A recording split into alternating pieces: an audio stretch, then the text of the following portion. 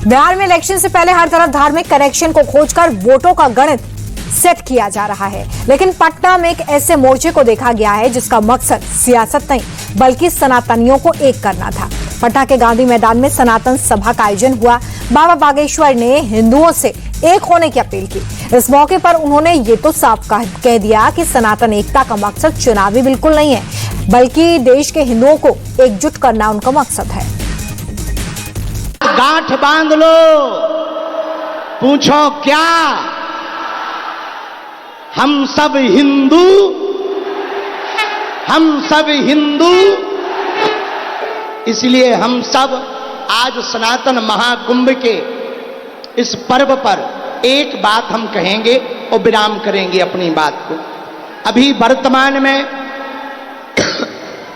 कहीं भाषावाद की लड़ाई चल रही, कहीं क्षेत्रवाद की लड़ाई चल रही, कहीं जातिवाद की लड़ाई चल रही। हमारी एक ही प्रार्थना है, हिंदुओं को घटने मत देना, हिंदुओं को कटने मत देना।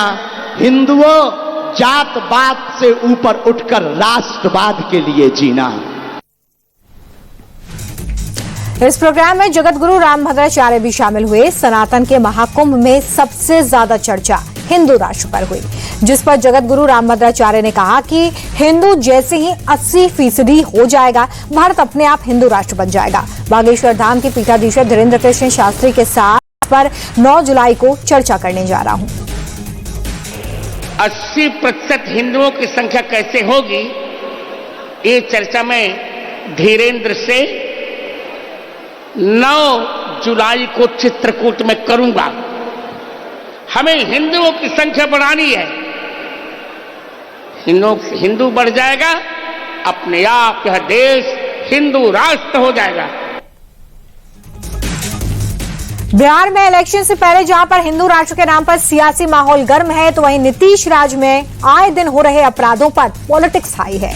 खेमका हत्याकांड को लेकर जनसुराज के चीफ प्रशांत किशोर ने नीतीश सरकार पर हमला बोला है। इस दौरान उन्होंने सीएम पर कार्रवाई के नाम पर लीपापोती करने की बात कही है। क्या कुछ उन्होंने कहा है, सुनवाते हैं आपको। एक हत्या हुई है ना 2 दिन पहले, पूरे बिहार में चर्चा है। खेमका साहब जी को गोली मार दी गई। कल जाकर इन लोगों ने क्या कहा, यहाँ के डिप्टी सीएम ने, कि हम लोग अपराधियों को घर में घुसकर मारेंगे, बुलडोजर चलाएंगे। अब इनको न्याय नहीं करना, इसमें भी हिंदू मुसलमान करना है। इनको बुलडोजर याद आ रहा है। बिहार में कानून व्यवस्था ध्वस्त हो गई है, ये बात अब एनडीए के सहयोगी भी मानने लगे हैं। चिराग पासवान कह रहे हैं कि बिहार में कानून व्यवस्था की स्थिति चिंताजनक है। बिहार में जिस सरकार को मेरा समर्थन है वो सुशासन के लिए जानी जाती है, और ऐसे में मेरे लिए भी ये एक बड़ी चिंता है। आज हमारे बिहार में जिस तरीके से कानून, जिस तरीके से लॉ एंड ऑर्डर की परिस्थितियां हैं, आए दिन जिस तरीके से बिहार में हत्या, अपहरण हो रही है, ये हम सब के लिए चिंता का विषय है। और मेरे लिए भी ये चिंता का विषय है कि मैं जिस सरकार का समर्थन कर रहा हूं, वो सरकार सुशासन के लिए जानी जाती है। लंबे सियासी विवाद के बाद आखिरकार कंगना रनौत अपने संसदीय क्षेत्र मंडी पहुंच गई हैं, जहां इन दिनों कुदरती कहर ने लोगों का जीना बेहाल कर दिया है। मंडी में कई लोगों की मौत भी हुई है, मकान मलबे में तब्दील हो गए हैं, लेकिन कंगना के आरोप सियासी हैं। कंगना कह रही हैं कि फंड लाना सांसद का काम नहीं है, मैं सिर्फ यहां पर सांत्वना देने के लिए आई हूं।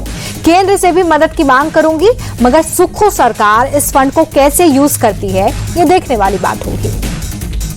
बार बार लोगों को खैर हम बताते भी हैं, लेकिन फिर भी हम पहुंच जाते हैं अपनी सांत्वना लेके। हम भी हिमाचली, हम भी पहाड़ी हैं, लेकिन जिनका ये काम है वो अपना मुंह दिखाते नहीं हैं, मुंह छुपा के बैठे हुए हैं, लोगों का पैसा खा के बैठे हुए हैं।